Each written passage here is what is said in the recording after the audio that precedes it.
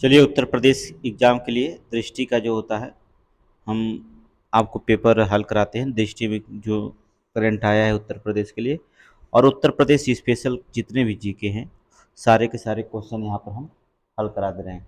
तो चलिए, बिना देर के हुए पहला हम क्वेश्चन को पढ़ते हैं। देखिए, आपको बता दें कि जो मोस्ट इम्पॉर्टेंट क्वेश्चन होगा उसी को हम हल करेंगे। मुख्यमंत्री आप जानते हैं योगी आदित्यनाथ हैं। राज्यपाल का नाम जानते रहिएगा, श्रीमती आनंदी पटेल हैं, ठीक है, गुजरात की, ठीक है, यहाँ पर। और राजकीय भाषा इसकी हिंदी है। और दूसरी जो राजकीय भाषा अगर पूछता है तो आप उर्दू मारेंगे, ठीक है। हिंदी प्रथम में, दूसरी राजकीय भाषा। क्षेत्रफल की दृष्टि से उत्तर प्रदेश भारत में जो होता है चौथा स्थान है, आपको पता होगा। पहले स्थान पर राजस्थान है, फिर मध्य प्रदेश है, फिर महाराष्ट्र है, इसके बाद चौथे स्थान पर जो होता है उत्तर प्रदेश का आता है स्थान।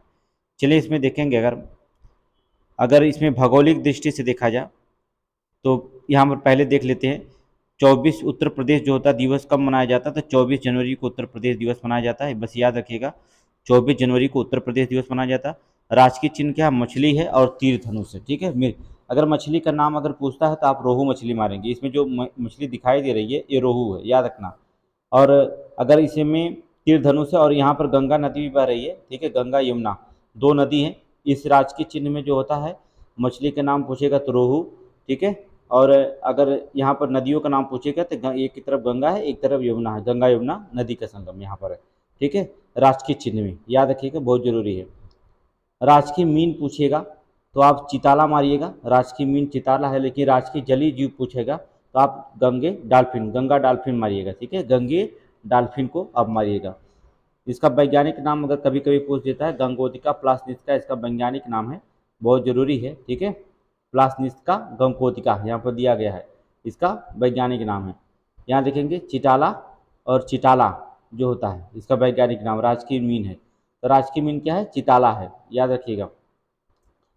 राजकीय पक्षी की बात, पुष्प की बात करें तो पलाश राजकीय पुष्प है, जबकि राजकीय पक्षी कौन होगी, सारस या क्रॉच कह जाएगी, ठीक है। सारस और क्रॉच जो होता है राजकीय पक्षी है, बहुत इंपॉर्टेंट है, इसे आप रखेंगे दिमाग में। अगर राजकीय पशु की बात करता है तो राजकीय पशु 12 सिंहा है, ठीक है, 12 सिंहा है। और राजकीय वृक्ष जो होता है अशोक है, या सीता अशोक भी कह सकते हैं, ठीक है। अशोक या सीता अशोक कहा जाता है। अगर सीता अशोक इसलिए कहा जाता है क्योंकि यहाँ पर सीता माता का जो होता है, जब रावण हर के ले गया था तो सीता माता को यहीं पे बैठाया था इस पेड़ के नीचे, इसलिए जो होता है इसे सीता अशोक का नाम दिया जाता है। इतने जरूरी नहीं है, ठीक है। राज्य का विस्तार बात करें तो भौगोलिक क्षेत्र जो होता है राज्य कितना है, 24,0928 वर्ग किलोमीटर में फैला हुआ दिखाई देगा, ठीक है। जो भारत के भौगोलिक क्षेत्रफल का 7.33% जो होता है तय करता है, 7.33% जो होता है तय करता है। अगर प्रदेश की लंबाई की बात करें, पूर्व से पश्चिम की लंबाई देखेंगे तो 650 किलोमीटर दिखाई देगी, ठीक है। पूर्व से पश्चिम की तरफ इसकी लंबाई 650 किलोमीटर दिखाई देगी आपको। और प्रदेश की चौड़ाई बात करें तो चौड़ाई यहाँ पर दिया गया है, अर्थात प्रदेश की चौड़ाई जो होती है 240 किलोमीटर होगी, उत्तर से दक्षिण 240 किलोमीटर, जबकि पूर्व से पश्चिम जो होता है 650 किलोमीटर। इसको याद रखिएगा, बहुत जरूरी है। ये भारतीय वन स्थिति रिपोर्ट के अनुसार दिखाया गया है, याद रखिएगा, बहुत जरूरी है, ठीक है।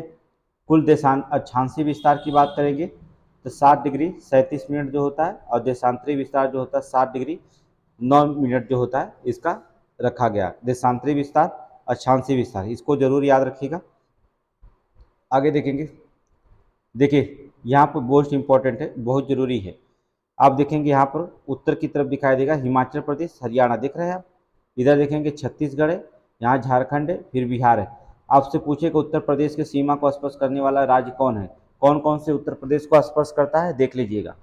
हरियाणा, दिल्ली, राजस्थान, मध्य प्रदेश, फिर इसके बाद छत्तीसगढ़, झारखंड, बिहार, उत्तराखंड और हिमाचल प्रदेश, ठीक है। नेपाल एकमात्र देश है जिसे यहाँ पर देखेंगे नेपाल दिखाई देगा, ठीक है। नेपाल जो होता है एकमात्र देश जो होता है स्पर्श करने वाला है, नहीं तो उत्तर प्रदेश के जो होता है यहाँ सारे राज्य आपको दिखाई दे रहे हैं कौन कौन से भारत के राज्य उत्तर प्रदेश को टच करते हैं। हिमाचल, उत्तराखंड, बिहार, झारखंड, छत्तीसगढ़, मध्य प्रदेश, राजस्थान, दिल्ली और हरियाणा। अगर देश को पूछेगा नाम तो आप नेपाल को बताइएगा, ठीक है। नेपाल जो होता है देश को, अंतर्राष्ट्रीय सीमा पूछेगा तो नेपाल बताइएगा। चलिए, यहाँ पर देख रहे हैं दिल्ली से जो होता है गौतम बुद्ध नगर, गाजियाबाद, ठीक है। उत्तर प्रदेश के राज्य जो सीमा लगते हैं, दिल्ली से कौन कौन गौतम बुद्ध नगर गाजियाबाद दिल्ली से अटैच है। सोनभद्र जो होता है छत्तीसगढ़ से है। राजस्थान से जो होता है मथुरा भी है, और आगरा आगरा और मथुरा राजस्थान से है। झारखंड से सोनभद्र है, और हिमाचल प्रदेश से सहारनपुर है। सीमावर्ती जिले आपके देख लीजिए। हिमाचल प्रदेश जो होता है सहारनपुर है। झारखंड जो होता है सोनभद्र है। मथुरा राजस्थान और आगरा है से जो होता है राजस्थान अटैच है। छत्तीसगढ़ से सोनभद्र है। दिल्ली से जो होता है गौतम बुद्ध नगर और गाजियाबाद है। ठीक है, यहाँ देखेंगे उत्तराखंड राज्य से कौन कौन से राज्य लगते हैं। उत्तराखंड राज्य से देखिएगा कौन कौन से हैं। यहाँ बहुत इंपॉर्टेंट उत्तराखंड, मुजफ्फरनगर, सहारनपुर, पीलीभीत, बिजनौर, बरेली, रामपुर, गाजियाबाद, 7 जिले जो होता है उत्तराखंड से लगते हैं। ठीक है, उत्तराखंड से 7 जिले लगते हैं, उत्तर प्रदेश के 7 जिले से। फिर इसके बाद नेपाल में देखेंगे सटे हुए 7 जिले दिखाई देंगे। बहराइच, पीलीभीत, सिद्धार्थनगर, लखीमपुर खीरी, महाराजगंज, श्रावस्ती और बलरामपुर। ये किसी 7 जिले नेपाल की सीमा। नेपाल के अंतर्राष्ट्रीय सीमा कौन से लगाते हैं, अगर पूछेगा उत्तर प्रदेश के कौन से अंतर्राष्ट्रीय सीमा लगाते हैं, बलरामपुर, श्रावस्ती, महाराजगंज, लखीमपुर खीरी, सिद्धार्थनगर, पीलीभीत, बहराइच। ठीक है, ये इनकी सीमा लगाते हैं। आगे देखिए नेक्स्ट पॉइंट देखेंगे, अगला देखेंगे बिहार से सटे जिले कौन कौन से हैं उत्तर प्रदेश के। कुशीनगर, देवरिया, बलिया, महाराजगंज, सोनभद्र, गाजीपुर, चंदौली, ये बिहार से सटे हुए हैं। सहारनपुर, श्यामली, मथुरा, गौतम बुद्ध नगर, अलीगढ़, बागपत, ये हरियाणा से सटे हुए हैं। ठीक है, ये हरियाणा से सटे हुए हैं। मध्य प्रदेश से कौन कौन से जिले हैं, देखिए आप मध्य प्रदेश से सटे जिले सबसे ज़्यादा 11 जिले जो होते हैं मध्य प्रदेश से लगे हुए हैं। उत्तर प्रदेश के 11 जिले याद रखिएगा, बहुत इंपॉर्टेंट है। सबसे ज़्यादा जिला टच करता है मध्य प्रदेश। जालौन, इटावा, आगरा, सोनभद्र, मिर्जापुर, प्रयागराज, चित्रकूट, बांदा, महोबा, ललितपुर और झांसी। ठीक है, बस इतना ही याद करिए, ज़्यादा पढ़ने की जरूरत नहीं। राज्य का मौसम कैसा है, देखिए ग्रीष्म ऋतु कब होता है, मार्च से जून तक ले। वर्षा ऋतु कब होता है, जून से सितंबर तक वर्षा ऋतु होती है। शीत ऋतु कब होती है, अक्टूबर से फरवरी तक। 3 मौसम में इसे देखा गया है। जलवायु अलग चीज होती है। ठीक है, ये जिले छोड़ दीजिए यहाँ पर, आगे आइए देखते हैं। उत्तर प्रदेश के भौगोलिक सीमाओं के बारे में जरूर पढ़ लीजिएगा। यहाँ पर देखेंगे मध्य प्रदेश से 3 तरफ से घिरा हुआ है। मध्य प्रदेश जो होता है, मध्य प्रदेश राज्य से तीनों तरफ से घिरा हुआ कौन जिला है उत्तर प्रदेश का, ललितपुर। ललितपुर जो होता है मध्य प्रदेश के 3 ओर से घिरा हुआ है। उत्तर प्रदेश से लगा सबसे लंबी सीमा वाला राज्य कौन है, मध्य प्रदेश। याद रखना मध्य प्रदेश। उत्तर प्रदेश में लगी सबसे लंबी सीमा वाला राज्य कौन है, मध्य प्रदेश है। उत्तर प्रदेश से लगा सबसे छोटा सीमा वाला राज्य कौन है, हिमाचल प्रदेश। हिमाचल प्रदेश सबसे छोटा सीमा वाला राज्य है। ठीक है, सर्वाधिक जो होता है उत्तर प्रदेश का सर्वाधिक 11 जिलों को स्पर्श करने वाला राज्य कौन है, 11 जिलों को, तो मध्य प्रदेश। ठीक है, मध्य प्रदेश है। उत्तर प्रदेश के सबसे कम जिलों को जो होता है स्पर्श करने वाला कौन राज्य है, ललितपुर, मात्र एकमात्र जिला मध्य प्रदेश से। ठीक है, एकमात्र जिला ललितपुर जो होता है, केवल एकमात्र जिला है उत्तर प्रदेश का जो केवल एक राज्यों को छूता है, अर्थात सबसे कम जिलों को जो होता है स्पर्श करने वाला राज्य, अर्थात ललितपुर। आगे देखेंगे उत्तर प्रदेश की नदियां की बात करें, चलिए नदी को बाद में देख लीजिएगा।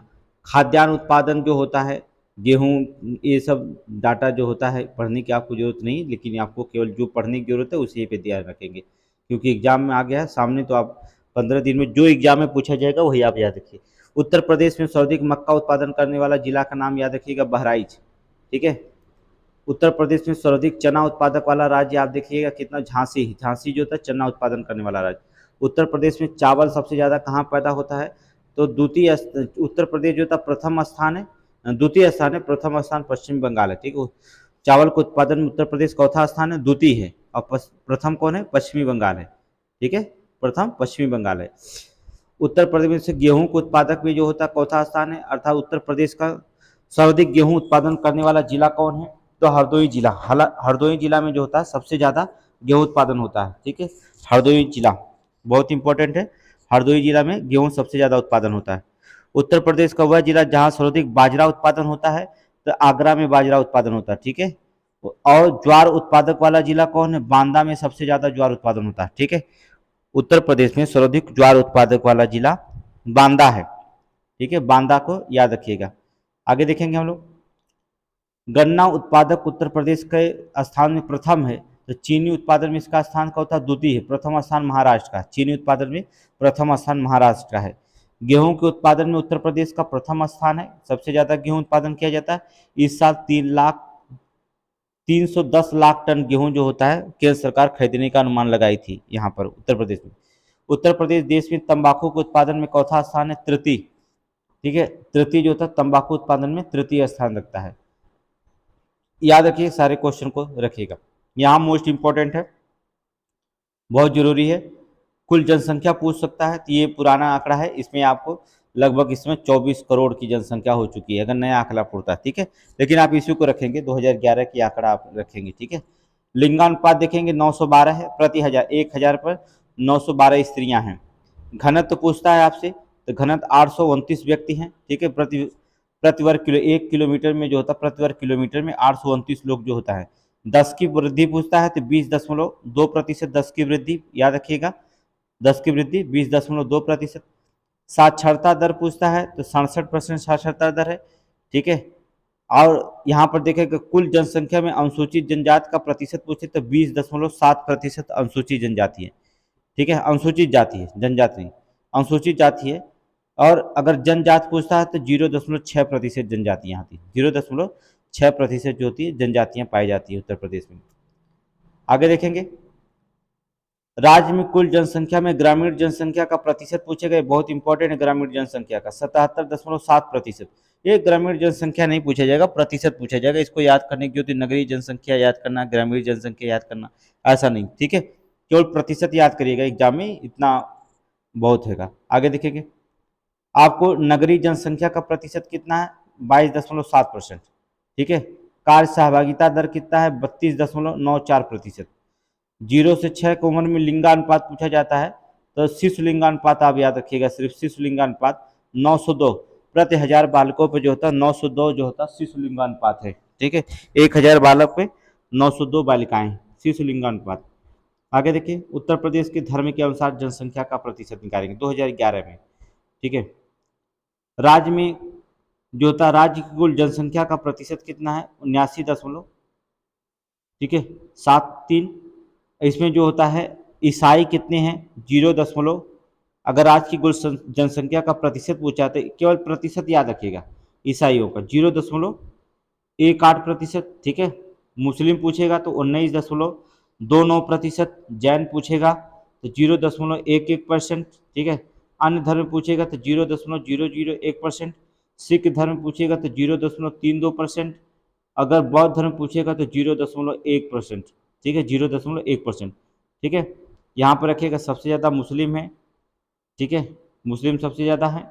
इसके बाद जो होता है यहाँ पर देखेंगे, मुस्लिम के बाद सबसे ज़्यादा कौन दिखाई देगा, सिख दिखाई देगा, सिख दिखाई दिया। इसके बाद ईसाई दिखाई देंगे, फिर जो होता है जैन दिखाई देंगे, फिर इसके बाद बौद्ध धर्म दिखाई देंगे, फिर अन्य धर्म दिखाई देंगे। तो सबसे ज़्यादा हिंदू, इसके बाद मुस्लिम। क्रम लगाने के लिए दे सकता है। ठीक है, क्रम लगाने के दे सकता है। चलिए, इंपॉर्टेंट है साक्षरता वाला जिला देखेंगे। पहले साक्षरता, सर्वाधिक पुरुष वाला साक्षरता गौतम बुद्ध नगर, और न्यूनतम पुरुष जो होता है श्रावस्ती। ठीक है, यहाँ साक्षरता दर है, याद रखना, सर्वाधिक साक्षरता दर वाला जो होता है पुरुष में गौतम बुद्ध नगर, और न्यूनतम जो होता है श्रावस्ती। सर्वाधिक जो होता है साक्षरता दर गौतम बुद्ध नगर, न्यूनतम जो होता है श्रावस्ती। सर्वाधिक महिला साक्षरता दर कहाँ पर है, कानपुर में। न्यूनतम महिला साक्षरता दर कहाँ है, श्रावस्ती, याद रखिएगा।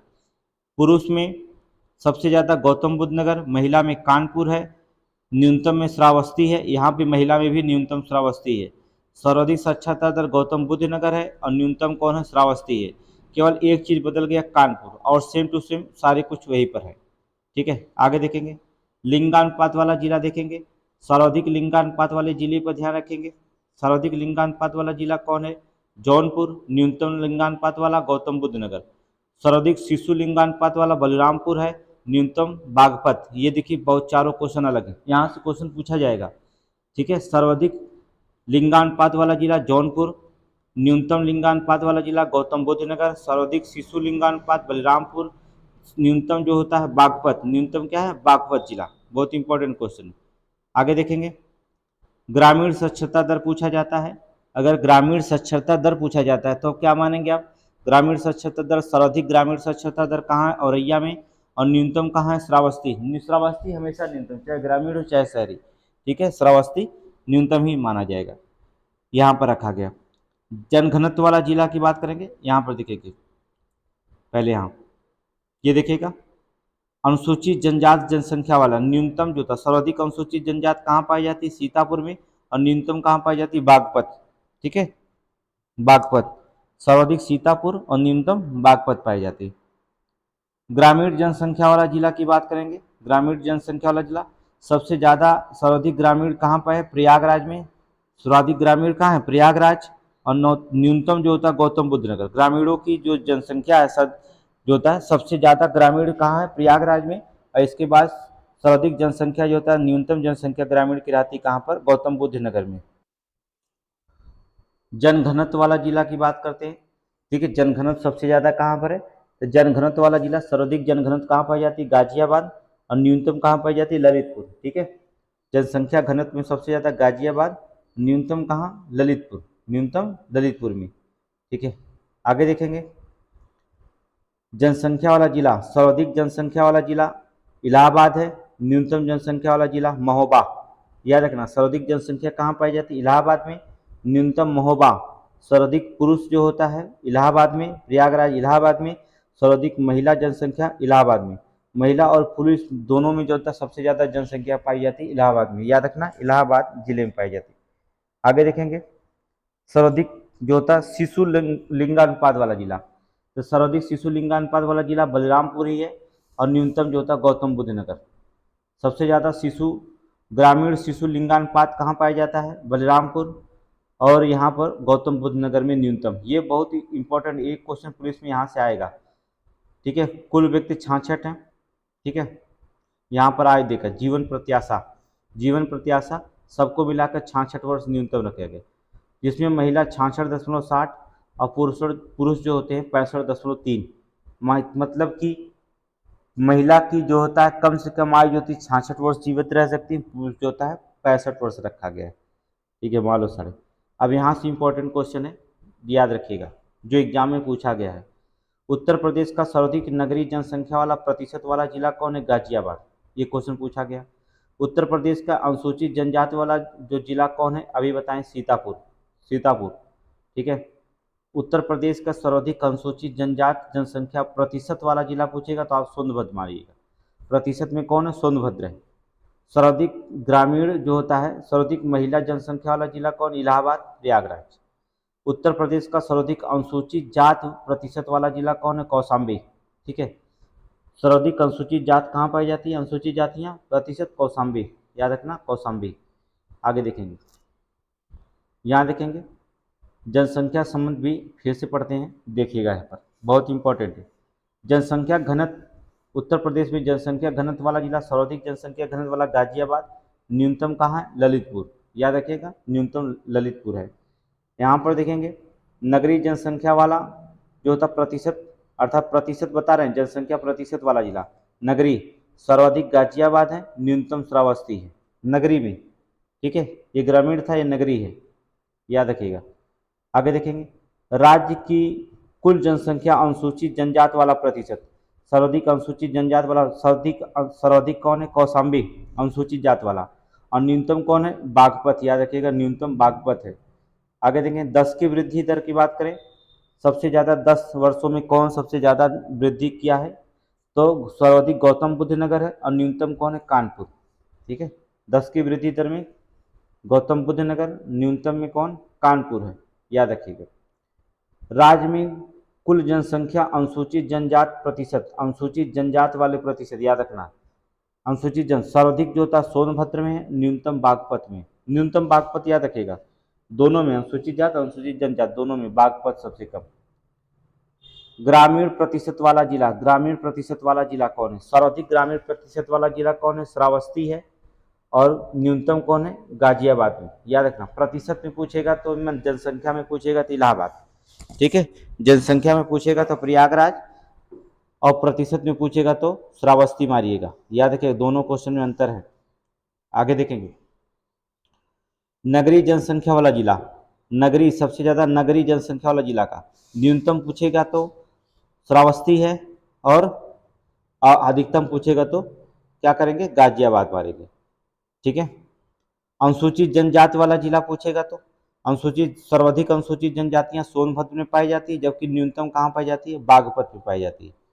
ठीक है।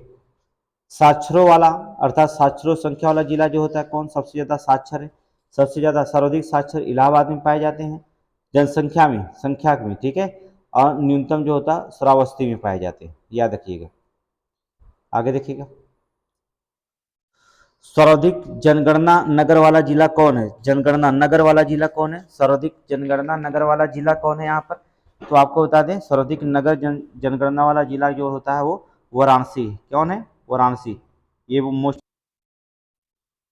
आगे देखेंगे, सर्वाधिक इस्लाम जो होता है, इस्लाम जनसंख्या वाला जिला कौन है, मेरठ। याद रखना मेरठ है, इंपॉर्टेंट क्वेश्चन चल रहा है। सर्वाधिक और न्यूनतम वैधानिक नगरों की संख्या वाले जिला कौन है, बदायूं और श्रावस्ती। बदायूं और श्रावस्ती है। ठीक है। तेंदुलकर समिति के अनुसार गरीबी रेखा से नीचे निर्वासित जनसंख्या यहाँ पर कितनी है, तेंदुलकर ने जो होता है समिति के अनुसार गरीबी रेखा से नीचे निर्वासित जनसंख्या कितनी, यहाँ 29.43%। कार्य सहभागिता भी बताए थे 32.94% है। ठीक है। आगे देखेंगे, चलिए उत्तर प्रदेश में जो होता है भाषा अनुसार जनसंख्या प्रतिशत कितना, भाषा के अनुसार याद रखना, हिंदी 94.08, उर्दू 5.42%, पंजाबी 0.25%, बंगाली जो होता है 0.1% बोली जाती है। ठीक है, बंगाली, हिंदी, उर्दू, पंजाबी और बंगाली।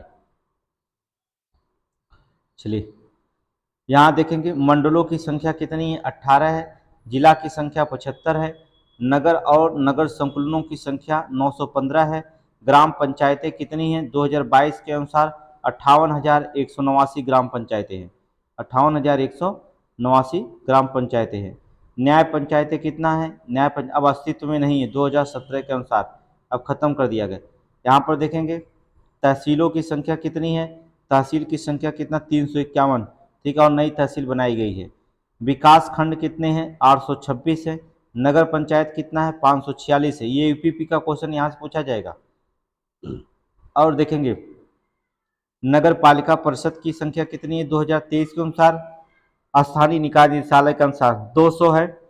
नगर निगम कितने हैं 17 है, याद रखना, स्थानीय जो होता है निकाय निदेशालय के अनुसार 17 है। कुल राजस्व ग्राम कितने हैं, तो कुल राजस्व ग्राम जो होता है 6,774 है। ठीक है यहाँ पर। और आबाद ग्राम कितने हैं, आबाद ग्राम की संख्या 57,814 है। आर्थिक संभाग क्षेत्र कितने, 4, आर्थिक संभाग क्षेत्र कितने हैं 4 है, याद रखिएगा 4 है रखे गए। आगे देखेंगे जिला केंद्रीय बैंक सहकारी बैंक कितने, 50 हैं। प्राथमिक कृषि सहकारी बैंक की समितियां जो होती है कितना 7,469, यहाँ पूछा नहीं जाएगा। उत्तर प्रदेश कृषि ग्रामीण विकास बैंक की शाखाएं कितना 323, 2021-22 के अनुसार 323। ठीक है 323 है। आगे देखेंगे हम चिकित्सा, होम्योपैथिक चिकित्सालय और औषधालयों की संख्या कितना है उत्तर प्रदेश में 1,585, 1,585। एरियोपैथिक चिकित्सालय और औषधालय की संख्या कितनी है 5,121। आयुर्वेद एवं यूनानी चिकित्सालय एवं औषधालय की संख्या कितनी है 2,367, 2,367, याद रखिएगा। उत्तर प्रदेश में जन्म के समय जीवन प्रत्याशा, जन्म के समय जीवन प्रत्याशा, चलिए ये तो आपका पढ़ लीजिएगा, वहाँ पर जरूरी नहीं है। ठीक है, आगे देखते हैं ये मंडल है, कौन मंडल किसमें कौन से जिले शामिल किए गए हैं।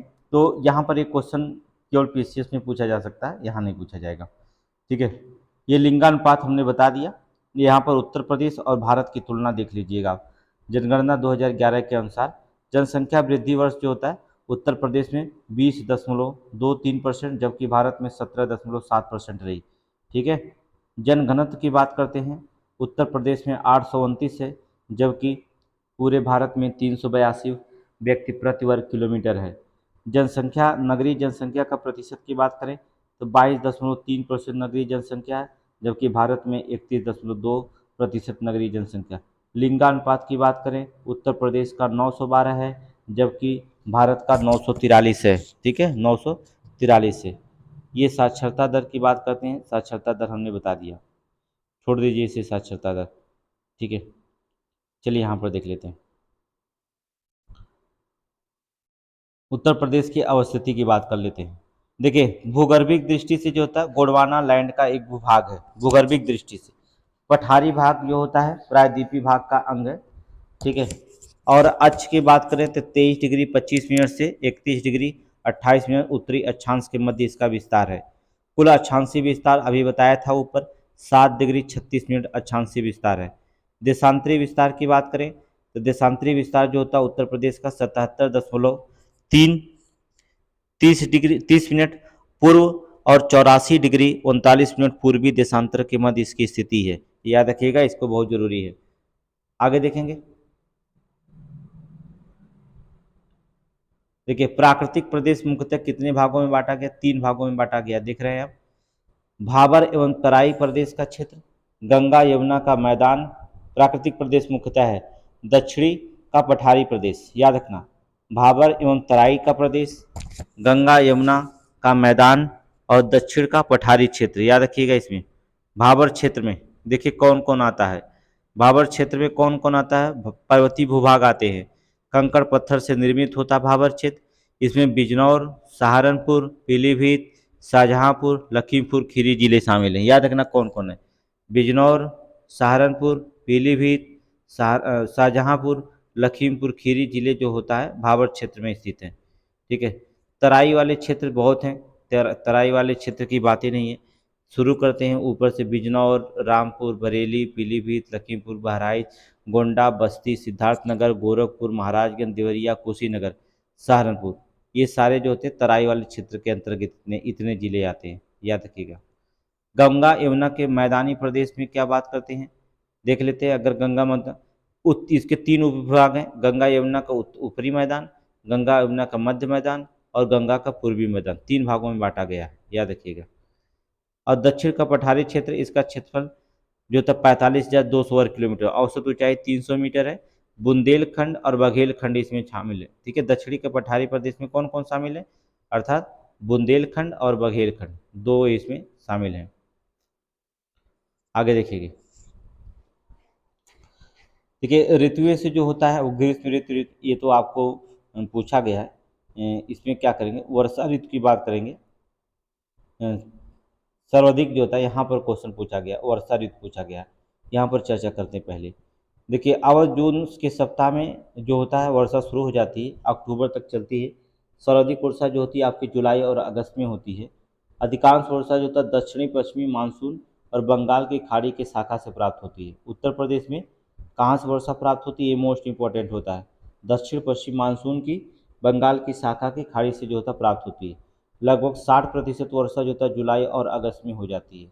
औसतन तापमान जो होता है 32 से 34 डिग्री सेल्सियस तापमान है, न्यूनतम 25 है। लेकिन आपको बता दें इस गर्मी में जो होता है 40 से 45 डिग्री सेल्सियस का तापमान औसतन चला गया। वो तो औसतन है, लेकिन अधिकतम बता रहे हैं इतना चला गया था तापमान इस बार जो होता है।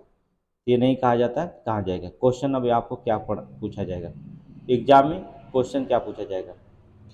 उत्तर प्रदेश का सर्वाधिक वाला जिला, देखिए सर्वाधिक वर्षा वाला जिला कौन है, जहाँ पर सर्वाधिक वर्षा वाला जिला जो होती है सोनभद्र मारिएगा। 2021 में सोनभद्र। प्रदेश का न्यूनतम वर्षा वाला जिला जो होता अलीगढ़, 2021 में अलीगढ़ मारिएगा। प्रदेश का न्यूनतम वर्षा वाला जिला कौन है, अलीगढ़ है। और सर्वाधिक वर्षा वाला जिला कौन है, सोनभद्र है, 2021 में, याद रखिएगा। उत्तर प्रदेश का अधिकांश मानसूनी वर्षा प्राप्त होती है किससे, दक्षिणी पश्चिमी बंगाल की खाड़ी से। उत्तर प्रदेश का वह क्षेत्र जहाँ सर्वाधिक वर्षा तापमान पाया जाता है वो बुंदेलखंड क्षेत्र है। सबसे ज़्यादा तापमान कर्क रेखा के निकट स्थिति होने के कारण यहाँ पर बुंदेलखंड में ज़्यादा तापमान पाया जाता है। उत्तर प्रदेश का वह जिला जहाँ सर्वाधिक गर्मी पड़ती है तो झांसी और आगरा। झांसी और आगरा में सबसे ज़्यादा गर्मी पड़ती है। सबसे कम गर्मी बरेली में जिले में पड़ती है, बरेली में सबसे कम गर्मी पड़ती है। झांसी और आगरा में जो होता है सबसे ज़्यादा जिले में जो गर्मी पड़ती है, याद रखना। शीत ऋतु में उत्तर प्रदेश का तापमान बढ़ता जाता है उत्तर से दक्षिण की ओर, याद रखना। उत्तर से दक्षिण की ओर तापमान क्या करता है, बढ़ता जाता है उत्तर प्रदेश का तापमान। आगे देखेंगे, यहाँ देखेंगे वाय अपर्दन में उत्तर प्रदेश का सर्वाधिक प्रभावित जिला, वाय अपर्दन से उत्तर प्रदेश का सर्वाधिक प्रभावित जिला कौन है, मथुरा एवं आगरा। याद रखना, मथुरा एवं आगरा। जलीय अपर्दन से उत्तर प्रदेश का सर्वाधिक प्रभावित जिला कौन है, जलीय अपर्दन से उत्तर प्रदेश का सर्वाधिक प्रभावित जिला कौन है, हिमालय का तराई क्षेत्र, हिमालय का तराई क्षेत्र। उत्तर प्रदेश का टर्जरीय अर्थात टर्सरी मिट्टी से संबंधित क्षेत्र कौन है, शिवालक की पहाड़ियाँ, बहुत इंपॉर्टेंट है, शिवालक की पहाड़ियाँ जो होती है। जल प्लावित नदी के किनारे पाए जाने वाली मिट्टी को जो तो उत्तर प्रदेश में क्या कहा जाता है, इसे ढूह मिट्टी कहा जाता है, अच्छा ढूह मृदा कहा जाता है। ठीक है। बुंदेलखंड क्षेत्र में काली मिट्टी को जाना जाता है, बुंदेलखंड, इसे रेगुल कहा जाता है, करेल कहा जाता है, या कपासी मृदा आज के नाम से जाना जाता है। रेगुल भी, करेल भी, कपासी मृदा भी के नाम से जो होता है काली मिट्टी का नाम दिया जाता है। उत्तर प्रदेश में दोमट और बलुई मिट्टी को क्षेत्रीय भाषा में क्या कहते हैं, बलुई दोमट मिट्टी को किसे सिक्टा कहा जाता है, करियाल कहा सकता है, या धनका कहा जाता है, सिक्टा, करियाल या धनका भी कहा जा सकता है। ठीक है। उत्तर प्रदेश में दक्षिणी पठार की मिट्टियों को क्या कहते हैं, दक्षिणी पठार की मिट्टी को कहा जाता है बुंदेलखंडी मिट्टी। ठीक है, दक्षिणी पठार के। वाय अपर्दन द्वारा उत्तर प्रदेश का सर्वाधिक प्रभावित जिला कौन कौन है, मथुरा एवं आगरा। सर्वाधिक प्रभावित जिला कौन है, मथुरा एवं आगरा। अगला देखेंगे नेक्स्ट, गंगा नदी। गंगा नदी के बारे में पूछा जाता है, यहाँ पर थोड़ा सा गंगा नदी बहुत इंपॉर्टेंट है, इसलिए इसको पहले आप व्याख्या कर लीजिए। गंगा नदी उत्तर प्रदेश में देखिए कहाँ से निकलती है, गोमुख से निकलती है, गंगोत्री हिमनद से निकलती है। इसका उद्गम का मुख्य धारा नाम जो होता है भागीरथी है। गंगा का जो होता है जब निकलती है ये भागीरथी नाम से निकलती है। संयुक्त धारा भागीरथी एवं अलकनंदा से मिलती है, इसे देवप्रयाग संगम में अर्थात देवप्रयाग में संगम बनाती है। ये देवप्रयाग में मिलती है तो क्या बनता है, संगम बनता है। ठीक है। देवप्रयाग संगम किससे किन नदियों से मिलता है, भागीरथी और अलकनंदा। याद रखना, भागीरथी और अलकनंदा के मिलने से देवप्रयाग संगम बनता है। इसका विस्तार कहाँ कहाँ है, गंगा नदी को उत्तराखंड, उत्तर प्रदेश, बिहार, झारखंड और पश्चिमी बंगाल में बहती है। डेल्टा बनाती है, बंगाल की खाड़ी में डेल्टा बनाती है नदी। ठीक है। इसकी लंबाई जो होता है 1450 किलोमीटर है। उत्तर प्रदेश में सबसे लंबी नदी है ये गंगा जो होता है, उत्तर प्रदेश की सबसे लंबी नदी जो होता है गंगा नदी। याद रखना, गंगा नदी है। इसके तटीय सहारी में देखेंगे गंगा नदी के किनारे जो मोस्ट इंपॉर्टेंट है, जैसे फर्रुखाबाद, कन्नौज, कानपुर, वाराणसी, प्रयागराज, मिर्जापुर, गाजीपुर, 21 नदी किनारे बसे हुए हैं सब, अर्थात गंगा नदी के किनारे बसे हुए हैं। इसलिए इंपॉर्टेंट है, यहाँ से क्वेश्चन भी पूछा जाता है और यहाँ से उत्पत्ति के बारे में पूछा जा सकता है और इधर से भी पूछा जाएगा। तो मोस्ट इंपॉर्टेंट, गंगा नदी सबसे लंबी नदी है जो होता है उत्तर प्रदेश में बहती है, इसलिए इसको जो होता है गंगा किनारे नदियों में बसने वाले शहर के भी बारे में पूछा जाता है। ठीक है। गंगा डॉल्फिन भी गंगा नदी। आगे देखेंगे अर्थात राप्ती नदी। राप्ती नदी का उद्गम जो होता है रुकुमकोट अर्थात नेपाल से होता है।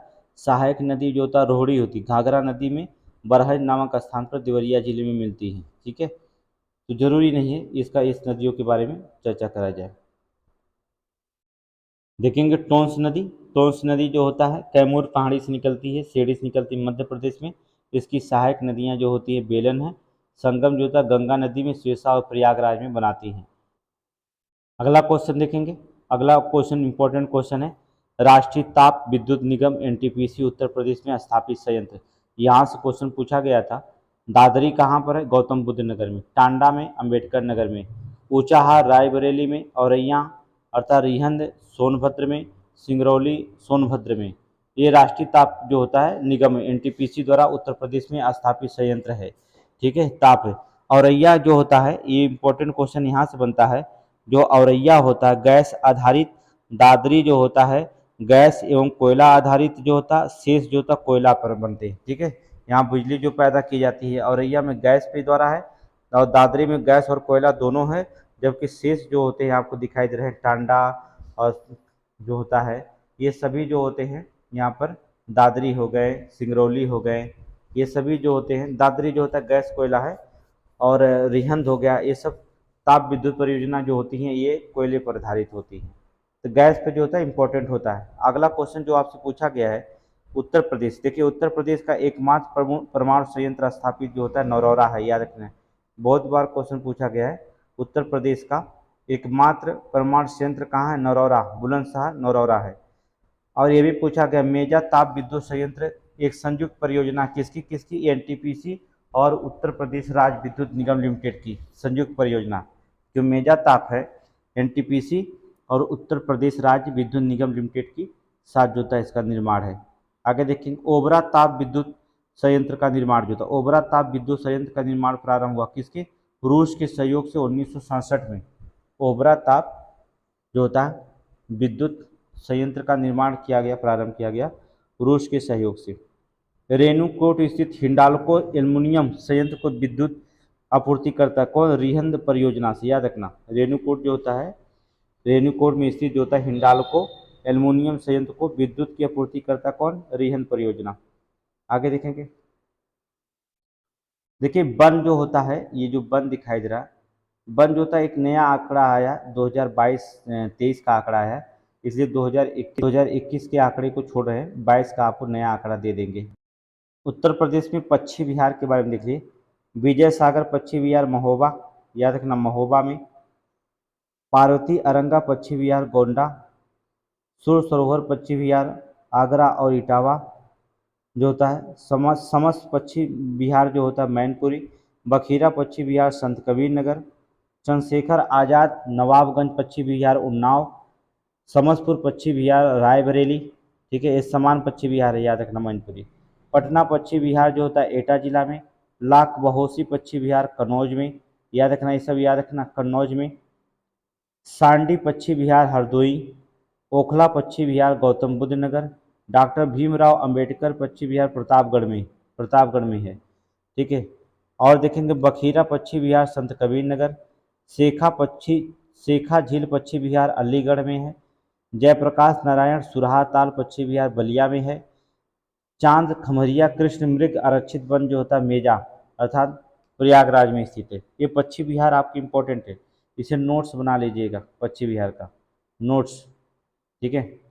आगे देखेंगे वन्यजीव विहार, वन्यजीव विहार में देखेंगे बहुत इंपॉर्टेंट है वन्यजीव विहार जो था, राष्ट्रीय चंबल वन्यजीव विहार आगरा इटावा में, चंद्रप्रभा वन्यजीव विहार चंदौली में है, कछुआ वन्यजीव विहार वाराणसी में है, महावीर वन्यजीव विहार जो होता ललितपुर में है, लिखिए ललितपुर में है। आगे देखेंगे आप किशनपुर वन्यजीव विहार जो होता लखीमपुर खीरी में है, रानीपुर वन्यजीव विहार जो होता चित्रकूट में है, यह इधर देख लीजिएंगे आप, अर्थात कैमूर वन्यजीव विहार जो होता है मिर्जापुर सोनभद्र में है, हस्तिनापुर वन्यजीव विहार मेरठ हापुड़ बिजनौर और मुजफ्फरनगर में स्थित है। आगे देखेंगे हम लोग कतरनिया घाट वन्यजीव अभ्यारण्य कहाँ पर? बहराइच में है, सोहेलवा वन्यजीव विहार बलरामपुर गोंडा श्रावस्ती में है, सुहागी वन्यजीव विहार जो था सुहागी बरवा वन्यजीव विहार महाराजगंज में है, ठीक है। ये वन्यजीव विहार मोस्ट इंपॉर्टेंट है, इसे याद। इस वन्यजीव विहार से उत्तर प्रदेश पुलिस में क्या क्या क्वेश्चन पूछा गया था? पहला क्वेश्चन पूछा गया प्रदेश का सबसे पुराना वन्यजीव विहार कौन है? तो चंद्रप्रभा चंदौली में स्थित है, ये क्वेश्चन आपसे पूछा गया था। प्रदेश का एकमात्र राष्ट्रीय उद्यान कौन है? दुधवा राष्ट्रीय उद्यान, दुधवा राष्ट्रीय उद्यान लखीमपुर खीरी, एकमात्र राष्ट्रीय उद्यान दुधवा राष्ट्रीय उद्यान लखीमपुर खीरी है। वर्ष 1987-88 में बाघ परियोजनाओं में शामिल उद्यान कौन है? तो दुधवा राष्ट्रीय उद्यान, दुधवा राष्ट्रीय उद्यान जो होता है, ठीक है। 2014 में उत्तर प्रदेश सरकार द्वारा बाघ अभ्यारण्य को दर्जा प्रदान किया गया, किसे? पीलीभीत वन्यजीव अभ्यारण्य को, पीलीभीत वन्यजीव अभ्यारण्य को, ये भी इम्पोर्टेंट है। अर्थात प्रत्येक वर्ष जो था अक्टूबर माह के जो था पहले सप्ताह को 1 से 7 अक्टूबर को मनाया जाता है वन्य प्राणी सुरक्षा सप्ताह, ये इम्पोर्टेंट है। वन्य प्राणी सुरक्षा सप्ताह जो होता है 1 से 7 अक्टूबर को मनाया जाता है।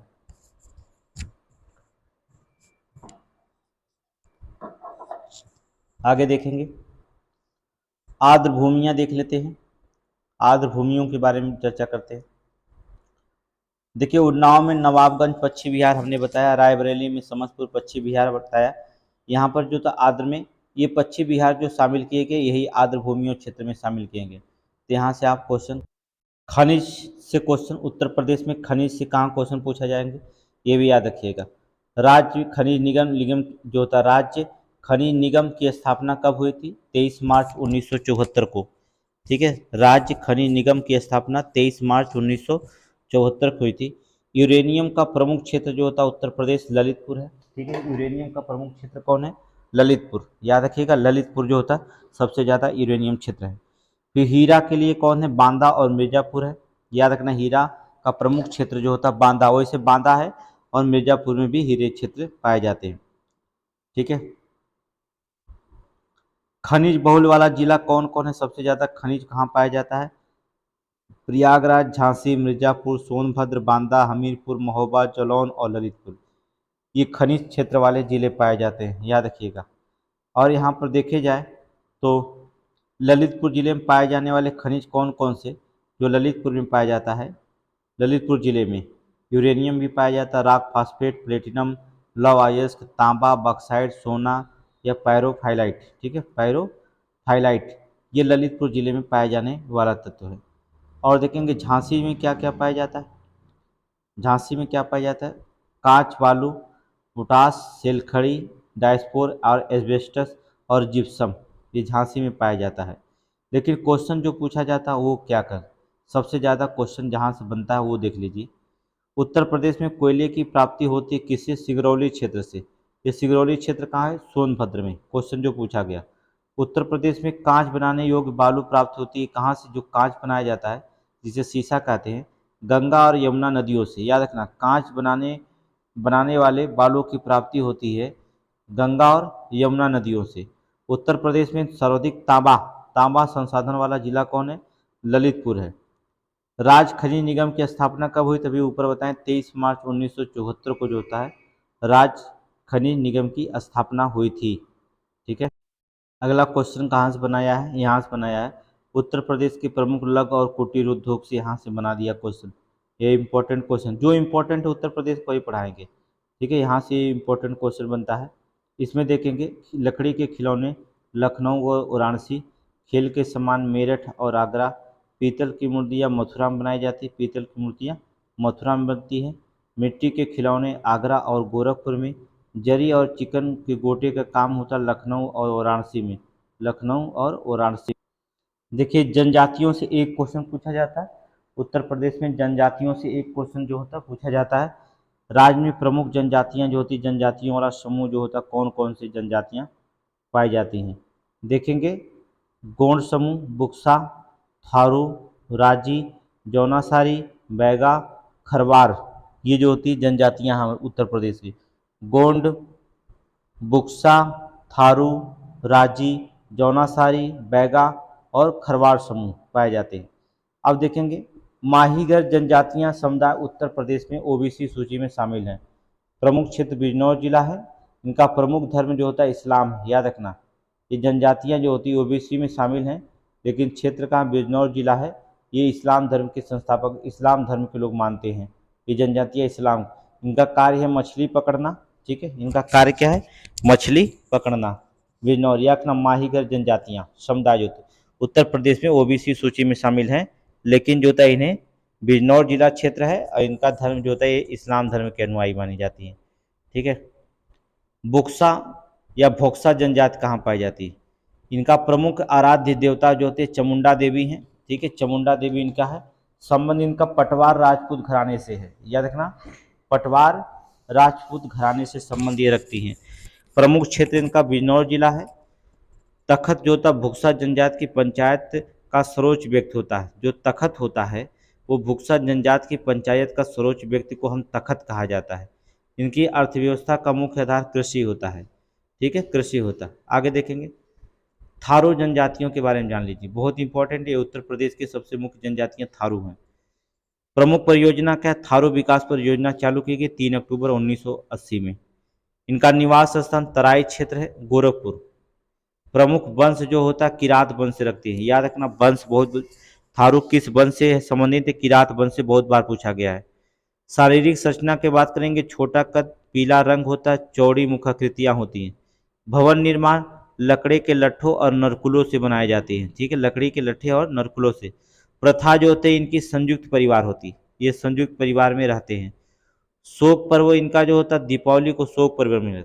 विवाह जो होता है बदला विवाह होता है। ठीक है, और प्रमुख त्यौहार जो होता है बजहर, याद रखना, प्रमुख त्यौहार जो होता है बजहर होता है। ठीक है, ये थारू जनजातियां की विशेषताएं हैं। ये पूरा विशेषताएं आप याद रखेंगे थारू जनजातियों के, ठीक है। मोस्ट इंपॉर्टेंट होती थारू जनजातियाँ। जौनासारी, देखिए जौनासारी जो होती जातियाँ, इनको प्रमुख उत्सव जो होता है इनका बिक्सु पंचोई दियाई, ठीक है। और प्रमुख नृत्य जो होता है रासो झेला घोड़ो जंगबाजी, ये जो होता है ये कम पूछी जाती है जौनासारी। उत्तराखंड में जो होता है ज़्यादा पाई जाती है। खरवार जनजातियाँ पूछी जाती हैं। खरवार जनजाति प्रमुख नृत्य इनका पूछा जाता है कर्मा है, और पलामू अर्थात झारखंड में स्थित है, ठीक है।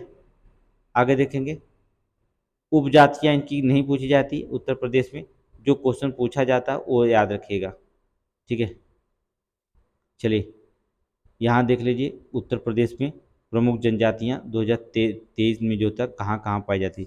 गोड़ समूह, गोड़ समूह में जो होता है गोड़ आते हैं, धुरिया आते हैं, नागा आता है, सॉरी नायक आते हैं, ओझा आते हैं, पथारी आते हैं, राजगोड़ आते हैं, ठीक है।